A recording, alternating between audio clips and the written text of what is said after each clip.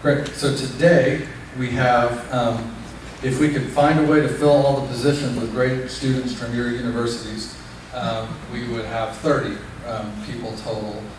We actually, I think, are sitting at about 24 full-time people. But it's not quite fair because we have hundreds of volunteers that do translation work, provide tech support. Most people that experience the Bible app in English don't realize that we actually fully support many different languages. So if you're in China and you're accessing the app, it's all in Chinese, all the menu, everything about it, and we provide tech support in Chinese, and in Portuguese, and in French, and German, and about 13 languages we provide tech support in, all through volunteers. So we've managed to sort of leverage up our human resources through volunteers. But 24 on our staff currently, the other 6 open positions, and about half of them are developers and half of them are others that are not developers. Yeah? How do you pay the bills? How do we pay the bills? Great question. So when we started, like I said, we didn't have a budget and all those things, but our church, over the last 5.5 years, we've actually budgeted into our budget a certain amount of resources. Initially, it was all of what it took for us to do YouVersion. We're very blessed as a church. We've grown rapidly, and we operate the church in such a way that we have this almost like a missional, one of the kind of missional things we do as a church. So that's not insignificant. It's a couple $1 million a year currently that the church invests. And then beyond that, we had people outside the church, major donors and people that approached us and said, could we help accelerate the growth of what's happening here? People are excited about Bible engagement. It sounds unfair because so many people involved in fundraising, but I really haven't done any fundraising. I just simply had people that came and said, we'd like to get involved, and we said yes. And so there's a significant dollar amount that comes from people outside of our church that are major donors that just contribute annually to help it. And I actually could probably raise a lot more money, but I'm one that really wants to be a good steward of resources. And so if I don't think I can our team can execute more resource effectively, then I don't want it. And I just kind of trust that God will provide. So, but it's all through donations is the answer. There's nothing commercial about the app. We don't have advertising. We don't have other sources of revenue. We could do those things, but we felt there's some background to why, but as a church we felt real clearly we wanted this to be something that was free. A bit of the background came from me teaching a class here, an e-commerce class, and I asked the students every year, how many of you download music without paying for it? And I don't want to disparage the university, but I'll just tell you what the facts were. It went from the first year I taught the class to like 10% of the people raised their hand, and the others were like, well, how do I do that? You know, like, to where at the end, the last year I taught the class, it was 100% of the people in the room said that they did. In fact, some of them were pretty adamant about why you should be able to do that, you know, like why it's wrong that they charge for it. And so that was the context that actually shaped me in a way. I'm like, if you have a generation of people that can't fathom paying 99 cents for a song that they love, from a band that they love, why are they going to pay $20 for a book they don't understand? And that we really desperately want them to have. And so that was my value proposition to the publishers. Yeah. I'm a fan of paying for things I like. Yeah. So apps that are important to me on my phone, on my MacBook, anything that I use that makes me more effective, I prefer to find ones that I pay for, so that way I know it's going to stick around. Because a lot of the free things I've used over the years, such as Google's Reader, doesn't disappear when you want it the most. And so I've used your app for years. I love it, and I always wished I could pay for it because I wanted to, help. Have you ever thought of putting a voluntary in-app purchase so that those of us who want to can contribute, in a small way? Based on feedback like that, we actually do have a way, somewhat obscure, but in the part of the app, there's a part of the app where you actually can donate or make a donation. It's not an in-app purchase, but it's just a simple web form you can go to. And we do have people, actually thousands of people, that make small donations through that. It doesn't amount to a huge amount of money, but it's still significant enough to pay for a few salaries a year that come in through that. but we've not made that extremely forward. We're probably going to change that a little bit, not because we need the resource, but because people just like you want to be engaged in it, and it feels wrong to not make a clear path, for that to be the case, because people do want to be a part of investing in it, and we don't want to limit that, for people to do it. But I agree with what you're saying. That was the tension point for us, was we didn't want to create a free app that felt like a free app. We want it to be a great app. That's why we provide better tech support for our free app than almost any paid app does in all these different languages, because we don't just want tech support, we want it to be responsive. We want people responding in hours, not days, to support inquiries. And we have kind of high standards that we try and set forward. But we know that that's kind of the tension point, because we will look at, so how can it be that good if it's free, or what's the catch, or what's the thing? And as far as the longevity piece, the only thing I know to do is just to sort of stand the test of time. And we've been at it 5.5 years, which isn't a long time. But I believe what we're doing is very sustainable going forward. And, but if something changes, we're about engaging people in the Bible, so we'll change with it if we need to change. Yep. So based on your title, I assume you're doing something else. Can you share what you're working on now? Sure, lots of different things. My title is just a made-up name to recognize an eclectic set of responsibilities. So, I'm one of the leaders of the church. There's 5 of us that sort of form this leadership team. So I'm like an executive pastor type role, which means I have a wide range of responsibilities, including overall budget, financial responsibilities for the church. But I oversee media, so our video and content production. We do curriculum for all ages, for kids, all the way up through. We just released a new curriculum that's based on the Bible app for kids, for very young, like 2 to 6-year-olds, and there's very little curriculum in that space for kids that age. So it's very high quality, kind of Blue's Clues like video curriculum that ties all to the app, and that's one of the things our team does for the church. But we make that available. We make everything we do available for free to other ministries.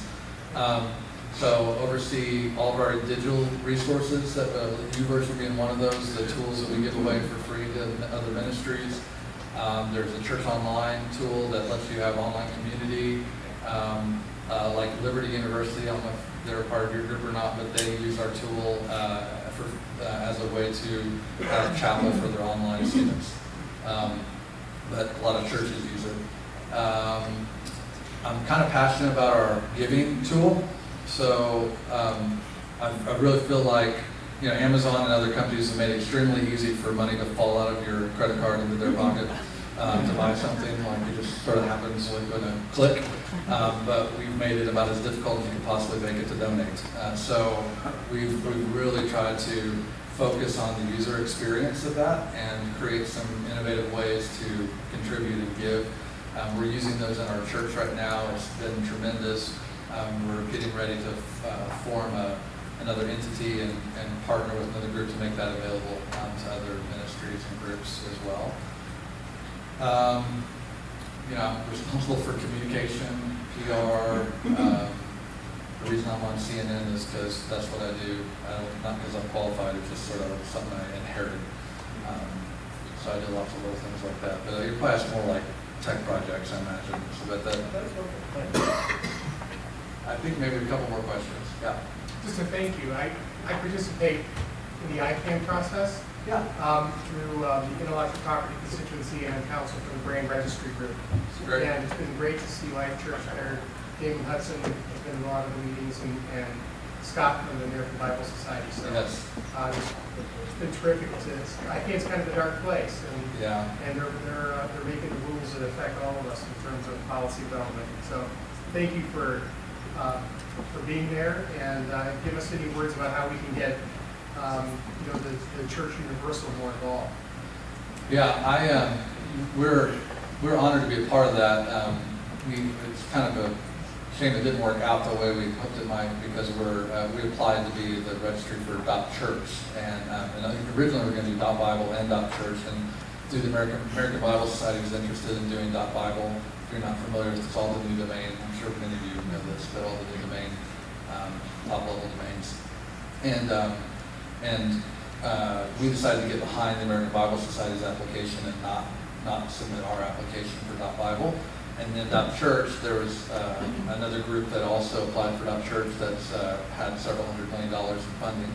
And it kind of goes to an auction process to see who would get to, as one of the mechanisms to resolve the both of us applying. So they're going to take that and run with it. But the good news is our concern in doing it originally was that we wanted churches to be able to have representation in this. And that was one of our motivations for doing it. So the fact that it's going to happen is a big deal, to us, and so we're real supportive, of that. That's related to ICANN. So thanks for your involvement in that too. And but that's where that stands. And then you asked a question about how other churches and other groups could get involved in just in general, or well, interestingly, there's a constituency for everybody: intellectual property, non-commercial users, ISPs, you name it, everybody has representation there, including the contracted parties, registries, registrars. But the church seems to be absent in that process. And so how do we encourage the church, the global church, to think to themselves that the way the internet develops and where it goes from here in terms of openness and the ability to speak and all those things are relevant to how the gospel spreads, and get the church to engage in that process and not just react to what happens. Yeah, and I don't know the easy answer to the question other than just telling and other than doing what I'm trying to do, which is just really challenge churches to step up and not see this as a part of what churches can do. And I say church in a very broad context of the church, capital C church. We see as our church, we've felt like the last several years, we didn't start with any emphasis on technology as a church, but as the people in the church began to grow and become assembled, I became one of those along with others. The representation of the talents that were contained inside of our church sort of shaped the reflection of what our church did and how we leveraged the tools that were available to us. And so we became a reflection of who we were, if that made sense, and who the people were within the church. And that's a lot of times what I challenge churches to do is, like, even if they look at things through the lens of, we don't have someone hired that does this, or we don't have staff member that does that. And I said, well, who's in the body, the church body, or who's in your community, at your institution or your university, and how could that be leveraged in a way to be engaged in this? Like, how do you empower the people that are, or why not empower the people that are part of your institution, not just employed by it, to be a voice in these issues? And that's sort of how it began to shape for us. I ultimately ended up on staff along with others, but it didn't start there. It started with me realizing I could use my talents as a member of this body in a way that, and sadly, I had no connection between those two things. I mean, I mentioned I was kind of called to ministry, felt a call to ministry before I came to college, but felt like I was supposed to go into business and be a business person. And I was an entrepreneur, and so I started a couple of technology companies and sold those and was successful. And all the track on that really looked like I was just going to continue to do more of that. And then this opportunity came, and this moment came where actually what happened was there was an article in the newspaper that came out about selling the company, and my picture was on it. And I was playing keyboard in the worship team at the church, and the executive pastor says, "Isn't that the guy that plays keyboard on the worship team?" And the worship leader was like, "Yeah." And he said, "I didn't know that he did that." And so then they went to lunch with me, and our church was massively low tech at the time. I mean, air conditioning was our best technology, and it barely worked. And so they sat and had lunch with me, and they said, "Would you ever consider coming on staff at the church?" And I was like, "No." And they said, would you consider? And I said, "No," because I thought what I do doesn't really apply to what the church does, and I was afraid selfishly that this church I love would be something I hated if it became my job. I could reach this point where I didn't love it. As, in retrospect, a pretty selfish mindset.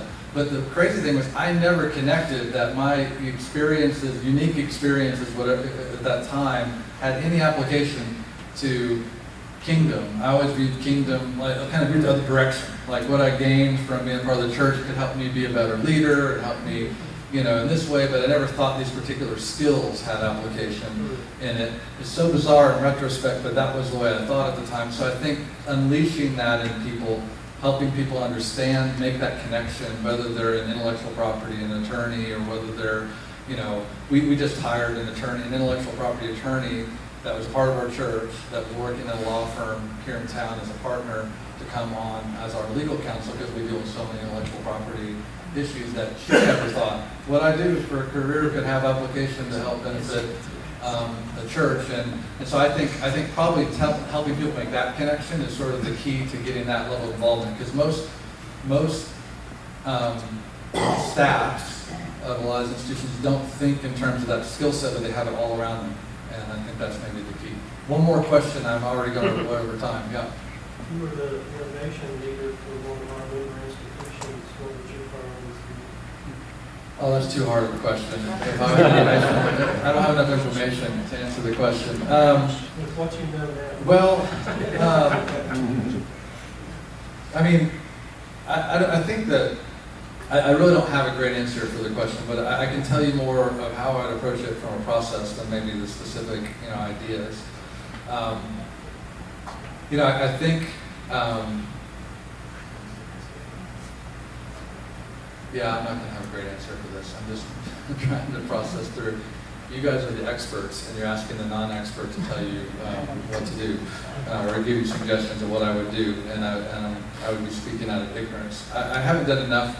I don't have enough research understanding really of where education's at, other than knowing obviously there's been an explosion of online education, and that I've had some intersections with that through different institutions that are kind of leaders, in that.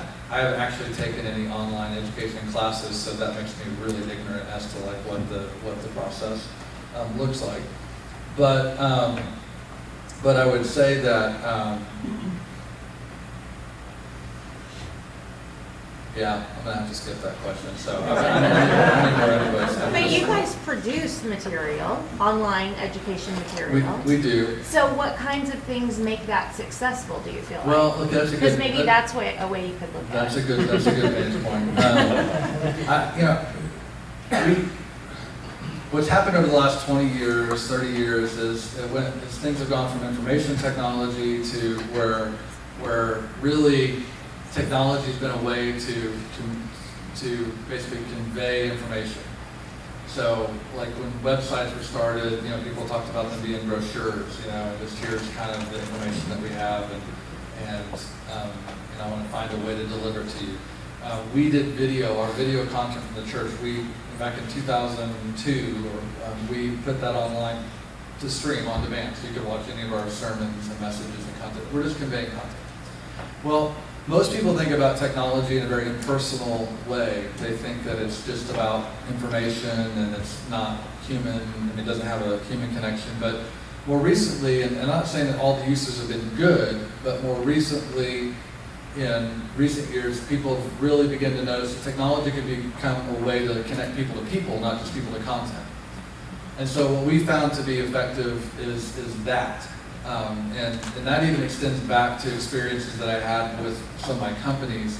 I noticed that this is a powerful tool, not just to convey information, but to really create a point of intersection for people. So what we do at Church Online, as an example, is we use content as sort of a catalyst for an event, for a moment, but we do it in a way that's designed for there to be connection, community, conversation, both on a group level and a one-on-one individual level between people that are participating. And they're participating from all over the world. Like the #1 country that participates in our instance of Church Online are from Pakistan. #2 is the United States. And so it's very unique, very diverse, but it's conversation, connection, intersecting people. And part of the reason is that they don't have access to church in the way that we do in Pakistan. And so this becomes this opportunity for intersection with other believers and conversation that can take place. So the way I would apply that is when I was talking with Liberty University about their online place, there's been this huge emphasis on one of the advantages of online education is that you can do it whatever time you want to do it. Right? You can do it in the middle of the night, sort of in many ways, not every representation of it, in many ways it's on demand. And they're trying to figure out how to bring sort of community aspects to that. And what I just was suggesting was that we actually, it's kind of counterintuitive, but we actually, when we went to do church online, we didn't do church online anytime, whatever time you want to start, it starts at a time. And you participate in it because it's a shared and common experience that people are having. It creates a moment, an event for it to happen. Now we do lots of those events today. We do like 55 a week, so they are happening frequently throughout the day and through the evening. But that shared moment experience allows there to be connection, people, interaction. Not just I left a message, came back later, somebody else left a message. It actually creates a dynamic and a conversation. So I would probably orient towards ideas that shape around those types of concepts, which can be counterintuitive because it sort of moves away from this notion that I can just be individually doing it whenever I want to do it. It actually moves it more towards I actually have to probably show up at 7, you know, but then it creates a different dynamic to that and leverages technology to do it. So that'd be one example. Thank you for helping draw that out. Okay, that's all we have time for. Thank you guys so much.